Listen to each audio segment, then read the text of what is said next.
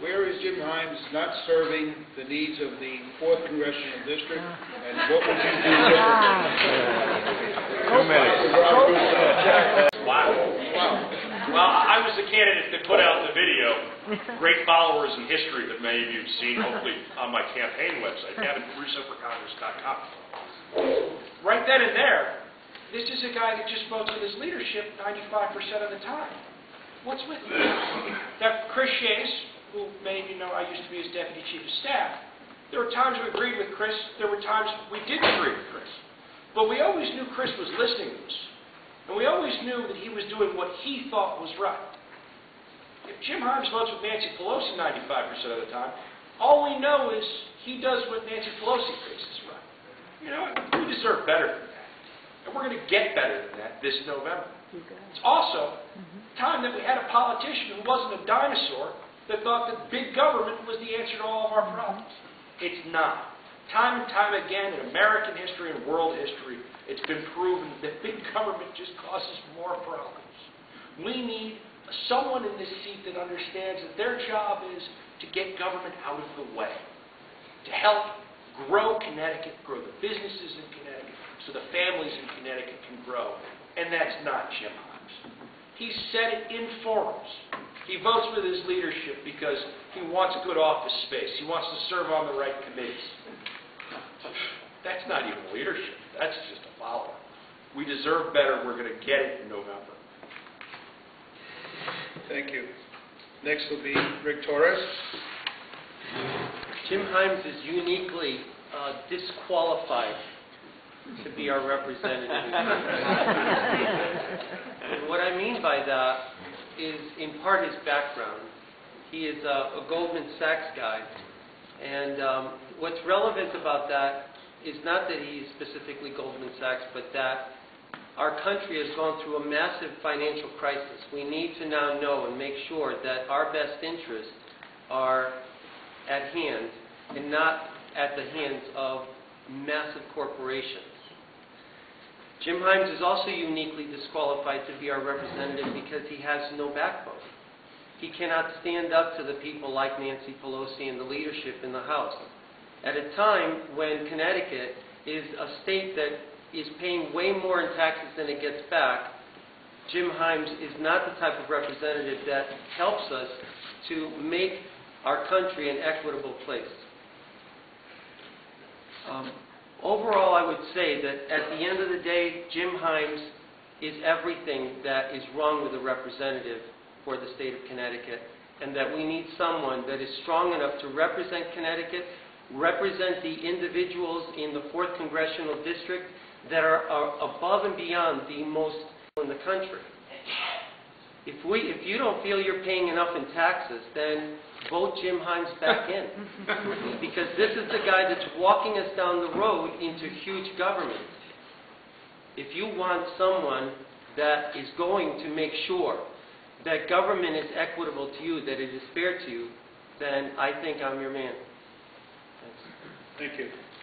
Next will be Dan Evasella. I think there are 3 big reasons why Jim Himes should be booted out of office. And they're the same 3 reasons why I think I'm the best candidate to take him off. The first is he has forgotten about the middle class. He has gone to Washington and voted continuously for ever-expanding government, never thinking about how does the family that makes $70,000 out there, struggling to make ends meet, worried about losing their job. What about them? He's not worried about them.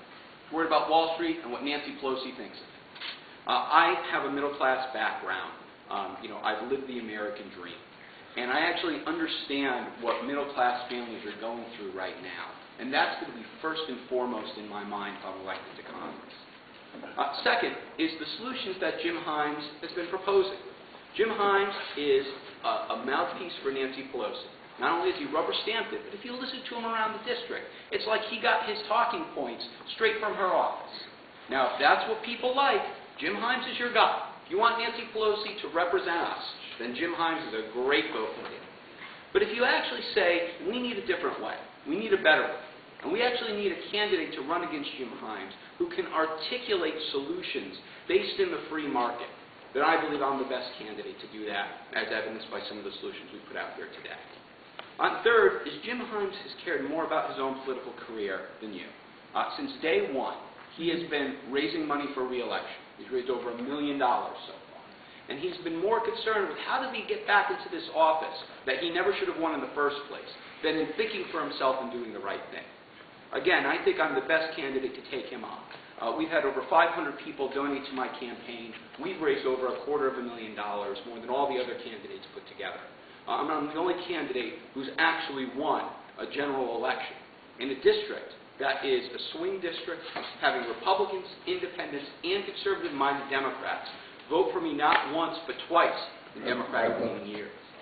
So I believe that together, if we are unified, we can actually give Jim Himes a lot more time with his family and actually return someone to Washington who believes in small government, free enterprise, and individualism. Thank you. Next will be Rob Merkel.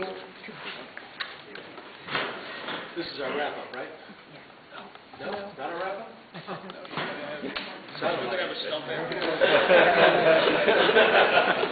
I didn't want to jump the gun. I have a phrase that I use in my campaign that Jim Himes is the best guy on it, next to me, of course.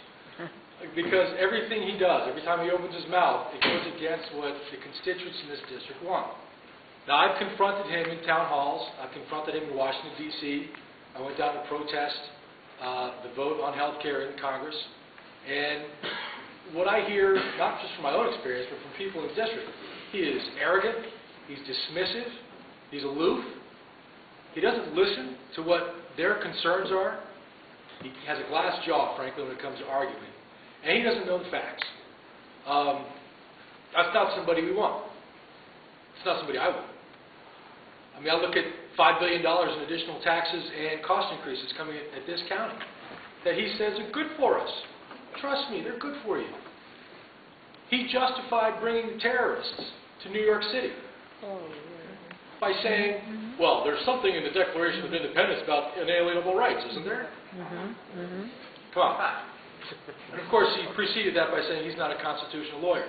I tell you, the Constitution was written by farmers and merchants and immigrants who didn't have big legal educations. It's 30 pages. It works. It's not that complicated. Jim Himes doesn't get it.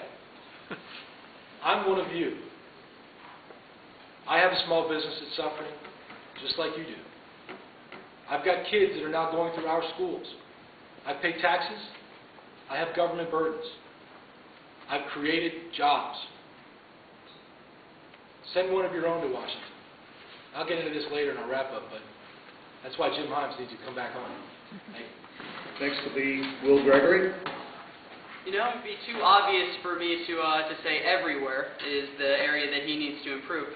But Mr. Himes, he thinks he's really, really smart. He thinks he's so smart that he can make your decisions for you.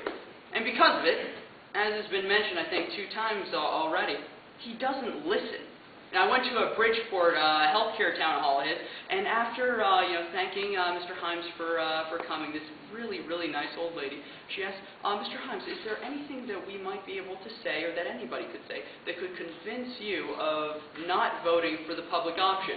Well, anticipating a softball, he stood up there for about 3 whole seconds, jaw dropped, not knowing what to say, and it proved he doesn't care what we think. He's going to do what he wants regardless. And to that effect, he is towing a hard party line. Now, a few votes were questioned of his, saying, hey, why in the world would you vote for this? And he said, well, I really didn't want to upset Nancy Pelosi because I really needed some appointments on some committees. Yeah, that's a case study in leadership right there. I think we can do just a little bit better. This is a guy who ran as a moderate centrist. And he's proven to be anything but. He's actually come out after my campaign started up, and I started telling people, you know what, I believe in fiscal conservatism. He started saying, oh yeah, me too. I'm a fiscal conservative. I'm a social moderate. No, Mr. Himes, you're not. You voted for health care, cap and trade, and the stimulus.